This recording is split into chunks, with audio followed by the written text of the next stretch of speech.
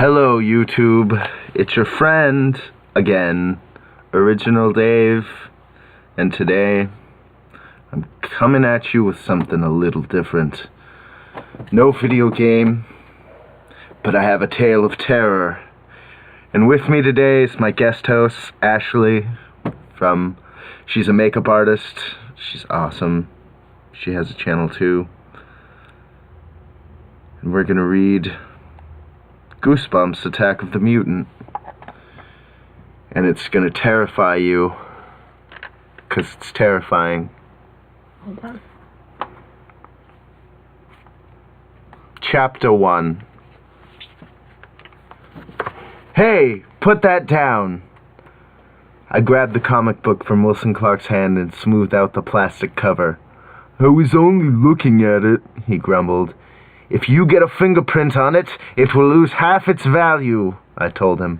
I examined the cover through the clear wrapper. This is a silver swan, number 0, I said, and it's in mint condition. I'm gonna say it's a silver shroud. Yeah. Wilson shook his head. He has curly white blonde hair and round blue eyes. He always looks confused. How can it be number 0? He asked. That doesn't make any sense, Skipper. Wilson is a really good friend of mine, but sometimes I think he dropped down from the planet Mars. He just doesn't know anything. I held up the silver swan cover so he could see the big 0 in the corner. When I realized that I read that wrong and it said the silver shroud cover. That makes it a collector's item, I explained. Number 0 comes before number 1. The comic is worth 10 times as much as Silver Shroud number 1. Huh? It is. Wilson scratched his curly hair. He squatted down on the floor and started pawing through my carton of comic books. How come all your comics are in these plastic bags, Skipper? How can I read them? See? I told you Wilson doesn't know anything. Read them. I don't read them, I replied. If you read them, they lose their value. He stared up at me. You don't read them? I can't take them out of the bag, I explained. If I open the bag, they won't be in mint condition anymore. Ooh, this one is cool, he exclaimed. He pulled up a copy of Star-Lord. The cover is metal. Well, it says Star-Wolf, but I'm saying Star-Lord. It's worthless, I mumbled. It's a second printing. He stared at the silvery cover, turning it in his hands, making it shine in the light. Cool, he muttered, his favorite word. We were up in my room about an hour after dinner. The sky was black outside my double windows. It gets dark so early in winter, not like on the Silver Shroud's planet, well, Silver Swan's planet, Orcos the Third, where the sun never sets and all the superheroes have to wear air-conditioned costumes. Wilson came over to get the math homework. He lives next door and he always leaves his math book at school, so he always comes over to get the homework from me. You should collect comic books, I told him. In about 20 years, these will be worth millions. I collect rubber stamps, he said, picking up a Z-Squad annual. He studied the sneaker ad on the back cover. Rubber stamps? Yeah, I have about 100 of them, he said.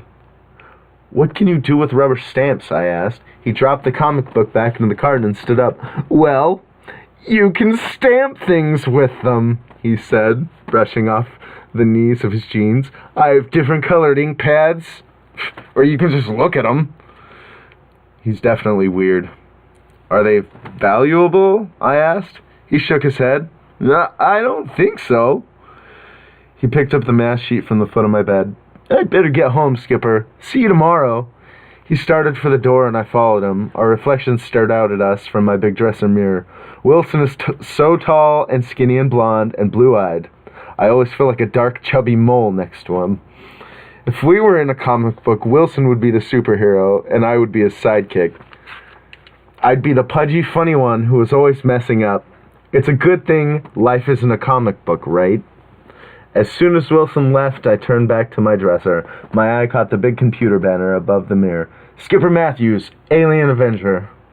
My dad had someone at his office print out the banner for me for my 12th birthday a few weeks ago.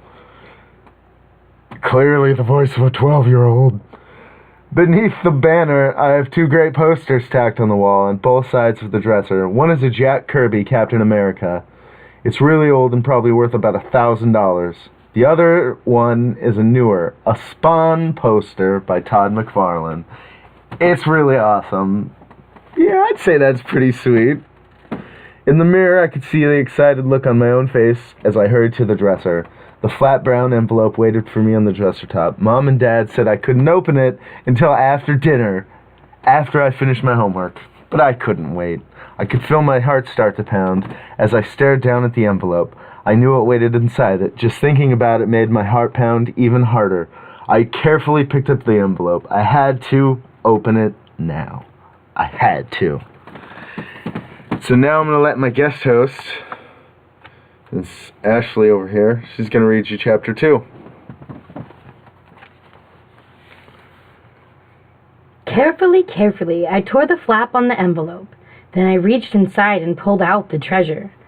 This month's issue of The Masked Mutant. Holding the comic book in both hands, I studied the cover. The Masked Mutant number 24. In jagged red letters across the bottom, I read, "A tight squeeze for the sensational sponge." The cover art was awesome. It showed Sponge Life, known across the universe as the Sponge of Steel, in terrible trouble. He was caught in the tentacles of a gigantic octopus. The octopus was squeezing him dry. Awesome, totally awesome. I keep all of my comic books in mint condition, wrapped in collector's bags. But there is one comic that I have to read every month, and that's The Masked Mutant. I have to read it as soon as it comes out. And I read it cover to cover. Every word and every panel. I even read the letters page. That's because The Masked Mutant is the best drawn, best written comic in the world.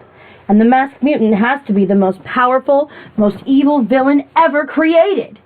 What makes him so terrifying is that he can move his molecules around.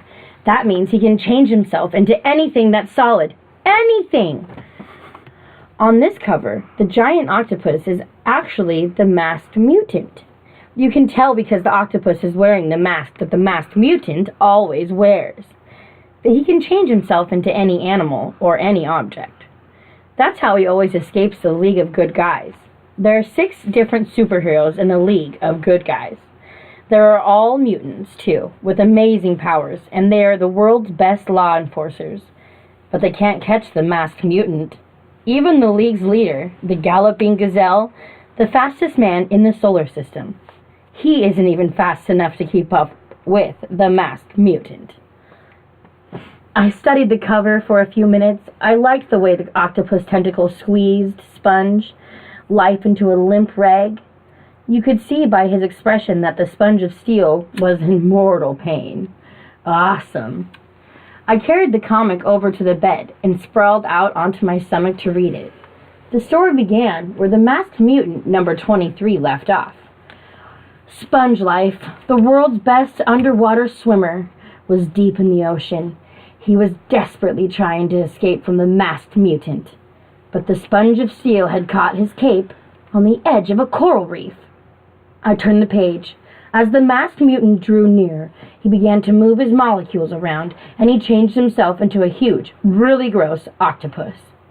There were 8 drawings showing the Masked Mutant transform himself, and then came a big full-page drawing showing the enormous octopus reaching out his slimy, fat tentacles to grab the helpless Sponge Life. Sponge Life struggled to pull away, but the octopus tentacles slid closer, closer. I started to turn the page, but before I could move, I felt something cold and slimy wrap itself around my neck.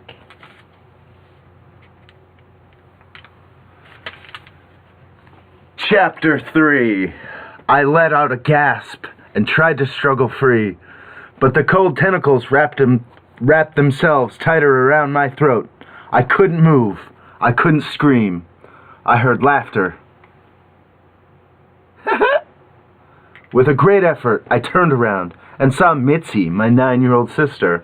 She pulled her hands away from my neck and jumped back as I glared at her. Why are your hands so cold? I demanded. She smiled at me with her innocent, two-dimpled smile. I put them in the refrigerator. You what? I cried. You put them in the refrigerator? Why? So they'd be cold, she replied, still grinning. My sister has a really dumb sense of humor. She's straight, dark brown hair like me, and she's short and a little chubby like me. You scared me to death, I told her, sitting up on the bed. I know, she replied. She rubbed her hands on my cheeks. They were still cold. Yuck! Get away, Mitzi. I shoved her back. Why did you come up here? Just to scare me? She shook her head. Dad told me to come up. He said to tell you if you're reading comic books instead of doing your homework, you're in big trouble. She lowered her brown eyes to the comic book open on the bed. Guess you're in big trouble, Skipper. No, wait! I grabbed her arm. This is the new Masked Mutant. I have to read it. Tell Dad I'm doing my math and... I didn't finish what I was saying because my dad stepped into the room. The ceiling light reflected in his glasses, but I could still see that he had his eyes on the open comic book on my bed. Skipper! He said angrily in his booming deep voice. Mitzi pushed past him and ran out of the room. She liked to cause trouble, but she never really wanted to stay around once things got really ugly. And I knew things were about to get ugly. He's about to beat me. Because I had already been warned 3 times that week about spending too much time with my comic book collection. Skipper, do you know why your grades are so bad? My dad bellowed. Because I'm not a very good student? I replied. A mistake. Dad hates it when I answer back. Dad reminds me of a big bear. Not only because he growls a lot, but because he is big and broad. He has short black hair and almost no forehead. Really, his hair starts almost right above his glasses, and he has a big booming roar of a voice, like a bear's roar. Well, after I answered him back, he let out an angry roar. Then he lumbered across the room and picked up my carton of comic books. My entire collection. Sorry, Skipper, I'm tossing all of these out, he cried, and headed for the door. Chapter 4.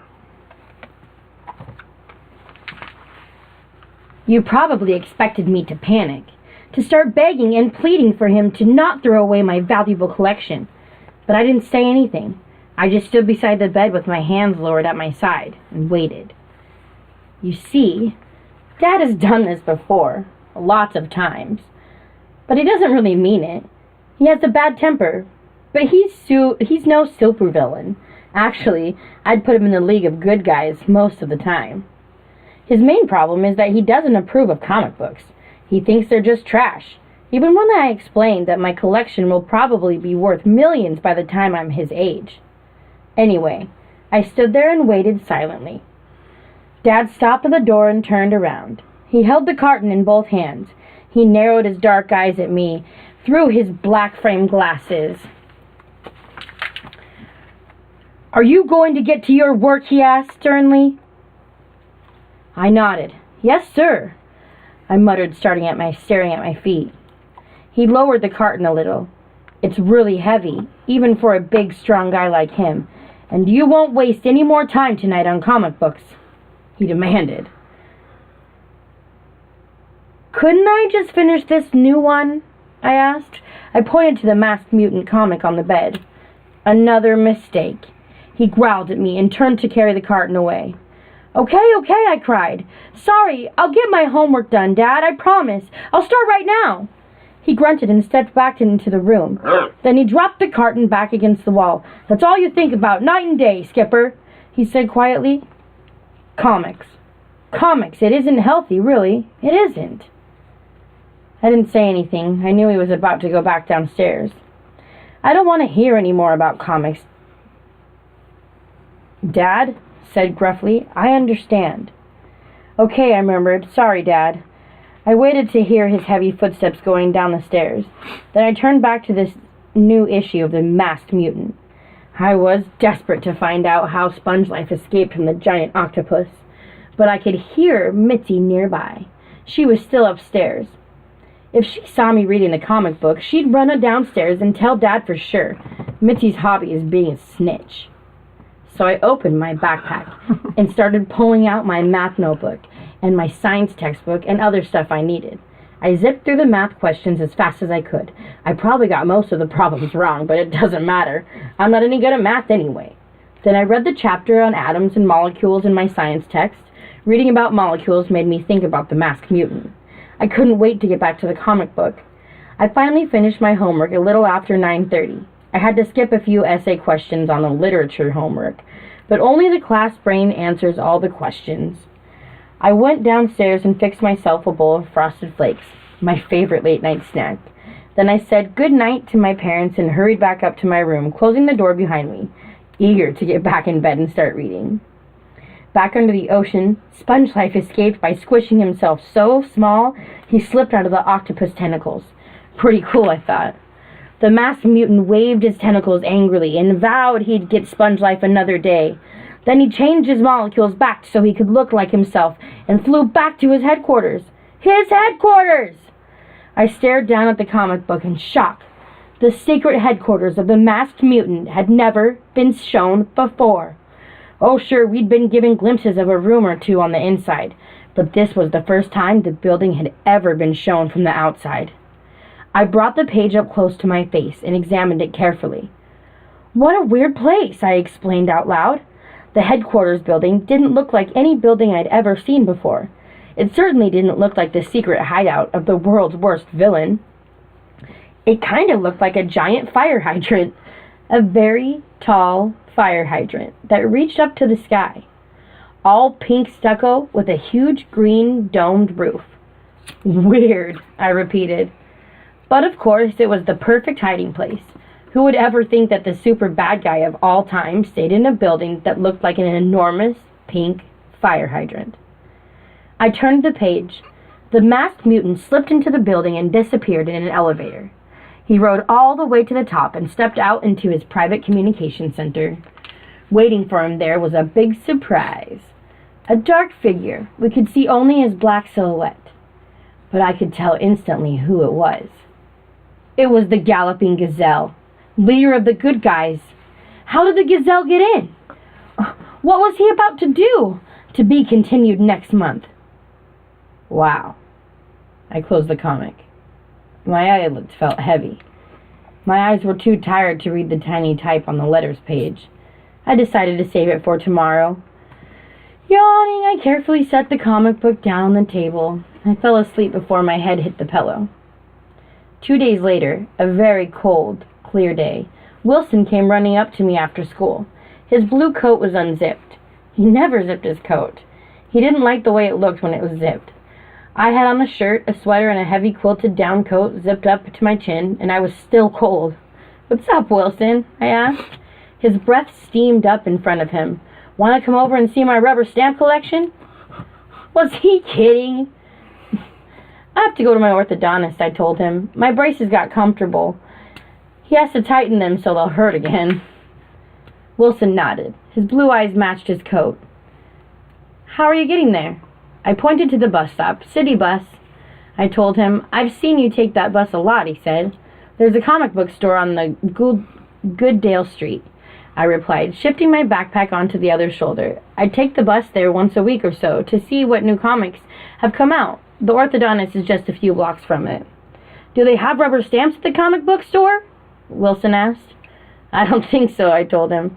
I saw the blue and white city bus turn the corner. "Gotta run, see you later," I called. I turned and ran full speed to the bus stop. The driver was a nice guy. He saw me running and waited for me. Breathing hard, I thanked him and climbed onto the bus. I probably wouldn't have thanked him if I had known where this bus was going to take me. But I didn't know that it was carrying me to the most frightening adventure of my life.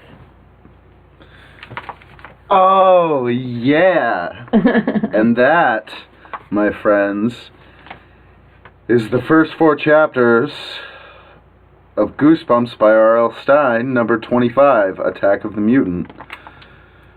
This video has gone a little long, but we'll finish the series. What did you think of what we read? I love it. Yeah, it's looking good. Got this comic book nerd here. I can't wait to see if he gets to meet Sponge Yeah, I'm for him. He reminds me of me. Alright. It's not worth anything, It Wilson. seems like he's taking Wilson on the ride soon, though. The ride of his life. I don't know. Yeah, right. He doesn't want Wilson coming. All right. So? Adios. See you next time. Original Dave. Goodbye. For now. Hope to see you again. Or hope that you hear me again. Right. Anytime. Bye-bye.